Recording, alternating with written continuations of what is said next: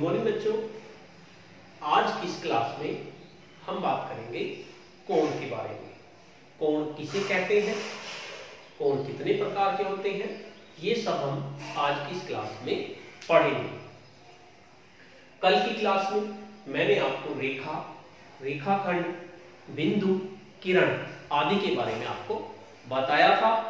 उम्मीद है आप लोगों ने वो सभी अपनी नोटबुक में नोट कर लिया होगा। और इसके साथ साथ मैंने आपको एक क्वेश्चन दिया था जिसमें आपको रेखा, किरण, रेखाखंड ये सभी छांटकर लिखना था। आपने ये क्वेश्चन कर लिया होगा। जिन लोगों ने क्वेश्चन नहीं किया वो मेरे आंसर से अपने आंसर को मिलान कर ले, जिन्होंने कर लिया है, और जिन्होंने नहीं किया वो इसे अपनी कॉपी में नोट कर ले। ये आपका डायग्राम था। इसमें आपको किरण, रेखा और रेखाखंड बताने थे। सबसे पहले देखते हैं रेखा या किरण देखते हैं। सबसे पहले किरण, इसमें कौन कौन सी है आपने पढ़ा था कल। किरण किसे कहते हैं? जिसमें एक तरफ अंत्य बिंदु होता है और दूसरी तरफ वो अनंत तक बढ़ाई जा सके। तो ऐसी किरण कौन सी है? ए, ये इसका अंत बिंदु है, और ये बी, बी की तरफ को ये बढ़ सकती है। तो आपकी एक किरण हुई ए बी, इसके ऊपर किरण का निशान लगा देंगे। और एक किरण हुई आपके पास ए सी, ए सी, ये भी आपकी किरण हुई। इसके साथ साथ किरण तो आपकी काफी है। जैसे आपकी जी से अगर मान के चले तो जी से सी तक किरण है, जी से ई तक किरण है, एफ से डी तक किरण है, और एफ से बी तक किरण है। इस तरह आपकी किरण कुछ भी हो सकती है, बस उसमें एक अंत बिंदु होना चाहिए और एक तरफ को वो बढ़ाई जा सके। ये किरण हुई। उसके बाद बात करते हैं रेखा की। रेखा इनमें कौन कौन सी है? रेखा का मतलब एक ऐसी लकीर जो दोनों तरफ बढ़ाई जा सके। इसमें कौन सी रेखा है जो दोनों तरफ बढ़ रही है? डीई। तो डीई आपकी क्या हो गई? रेखा हो गई। ये दोनों तरफ बढ़ाई जा सकती है। अब देखते हैं रेखाखंड। रेखाखंड यानी एक टुकड़ा। रेखाखंड भी इसमें काफी है, लेकिन हम एक लिख देंगे। एफ जी क्या है आपका? रेखाखंड। एफ जी ये आपका रेखाखंड। वैसे तो रेखाखंड आपका ये भी हो सकता है ए एफ, और ए जी भी आपका रेखाखंड हो सकता है। मैंने एफ जी लिख दिया है। अब आप इसको अपनी कॉपी में उतार लीजिए। ये आपका कल का काम हुआ। आज की क्लास में हम बात करेंगे कोण के बारे में। कोण कहते किसे हैं? अगर आपने कल की क्लास अटेंड की होगी या आपने वीडियो देखी होगी तो आपको आसानी से पता चल जाएगा कोण किसे कहते हैं। अगर आपने वो वीडियो नहीं देखी तो आप उस वीडियो को ध्यान से देख लीजिए, आपको सब चीज क्लियर हो जाएगा। कल मैंने बताया था किरण के बारे में। किरण जिसमें एक अंत बिंदु होता है और वो एक तरफ को बढ़ाई जा सकती है, उसे किरण कहेंगे। जैसे ए बी आपकी एक किरण हुई। इसी तरह एक दूसरी किरण और ले लेते हैं, सी डी। ये सी इसका अंत बिंदु हुआ और ये डी आपकी इधर हो गई। यानी ए से ए की तरफ को नहीं बढ़ेगी, ये बी की तरफ को बढ़ेगी। ये है हमारी किरण। एक दूसरी किरण सी है, सी डी है, जिसका अंत बिंदु सी है और ये डी की तरफ को बढ़ेगी। हमने दो किरण ले ली। मान लीजिए अब दो किरणों का अंत बिंदु एक ही हो। ये कैसे? मान लीजिए आपकी एक किरण है ए बी, इसका अंत बिंदु ए है और ये बी की तरफ को बढ़ाई जा सकती है। अब एक दूसरी किरण, उसका भी अंत बिंदु ए है और वो सी की तरफ को बढ़ाई जा सकती है। तो आपकी दो किरण हो गई। तो इसके आधार पर कोण की परिभाषा साधारण शब्दों में क्या हुई? अगर आपसे कोई पूछ ले कि कोण किसे कहते हैं तो आपका डेफिनेशन क्या होगी? दोनों किरण झुकी हुई है, दोनों किरण झुकी हुई हैं, तो कोण की परिभाषा क्या हुई? दो किरणों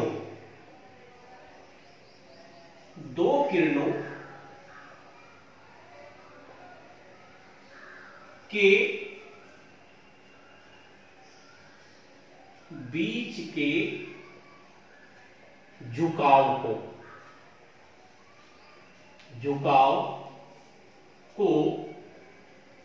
कोण कहते हैं। कोण कहते हैं।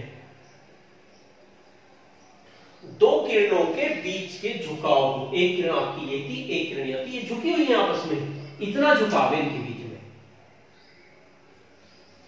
इसको कोण कहेंगे। दो किरणों के बीच के झुकाव को कोण कहेंगे।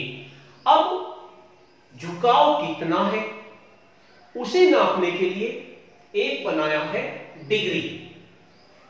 क्या बनाया है? डिग्री। डिग्री में झुकाव को नापा जाता है और उसके लिए एक आपको बाजार में मिल जाएगा, ये इसको कहते हैं चांदा। ये आपके सब पर होगा। अब आप इसमें झुकाव नापेंगे। झुकाव नापने के लिए इसमें आपको बीच में इस तरह से आप अपने को उसमें देखेंगे तो बीच में इस तरह से लाइन है, ये इस तरह से बना हुआ है।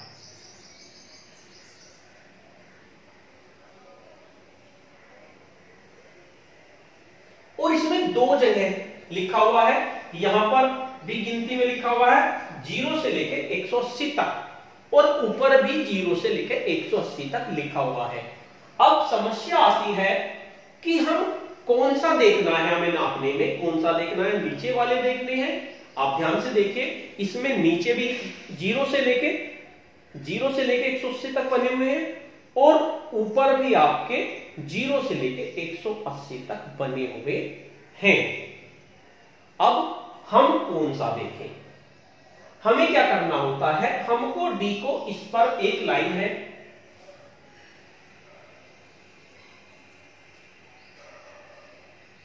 आपको ये इसका मिड पॉइंट है जो यहां पर इसका एक सिरा रखना होगा और इसको इस तरह से दबाएंगे। ये लाइन जो है, ये लाइन, या तो हम इधर वाली लाइन दबाएंगे या हम इधर वाली लाइन दबाएंगे। कैसे? ये यहां पर रखा और हमने इससे ये लाइन दबा दी जिससे कि हमें लाइन ना चमके।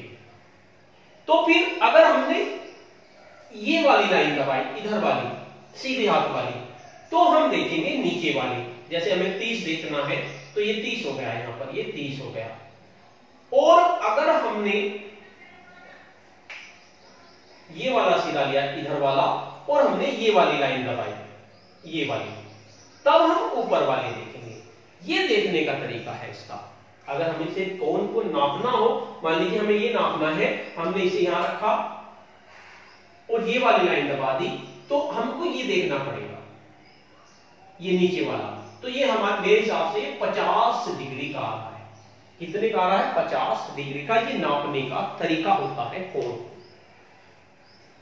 अगर आपको फिर भी कोई दिक्कत आती है तो आप मुझको मैसेज कर सकते हैं, मैं आपको बता दूंगा किस तरह से नापा जाता है। ये बात का काम है। अब बात आती है कि ये झुकाव कोण कितना है, झुकाव कितना है, इसके आधार पर कोण के प्रकार, कोण आपके कितने तरह के होंगे, आप इसको नोट डाउन कर लेंगे। दो किरणों के बीच के झुकाव को कोण कहते हैं। कोण के प्रकार, कोण के प्रकार, झुकाव कोण झुकाव के आधार पर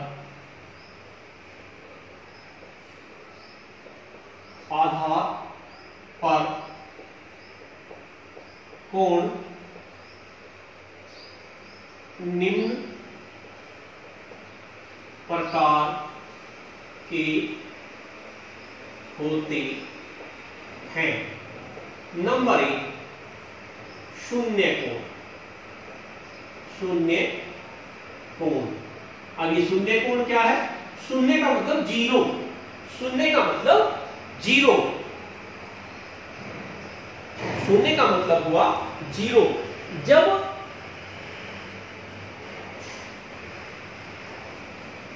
ये देखिए आपके पास एक किरण है ए बी, और इसी के ऊपर दूसरी किरण है ए सी। जब दोनों किरणों के बीच में झुकाव शून्य हो, जब दो किरणों के बीच में झुकाव 0 डिग्री हो, तो ऐसे कोण को शून्य कोण कहते हैं। यानी कि इनके बीच में कोई भी झुकाव नहीं है, पहली किरण भी 0 पर, दूसरी भी 0 पर, तो इसलिए इस कोण को कहेंगे हम शून्य कोण। जब दो किरणों के बीच का झुकाव 0, ये छोटी सी बिंदी लगा देते हैं, डिग्री कहते हैं, 0 डिग्री हो, तो ऐसे कोण को शून्य कोण कहते हैं। मान लीजिए आपके पास दो किरण है, दोनों के बीच झुकाव बहुत ही कम हो। मान लीजिए मैं बताता हूं, आपके पास दो किरण है, एक किरण आपके पास ये है, एक किरण ये है। अगर ये एक दूसरे के ऊपर हो, आपको दूसरी किरण नहीं चमक रही, इसके पीछे है, यानी कि ये झुकाव होगा 0 डिग्री का। अब बात आता है नंबर 2 पे, न्यून कोण।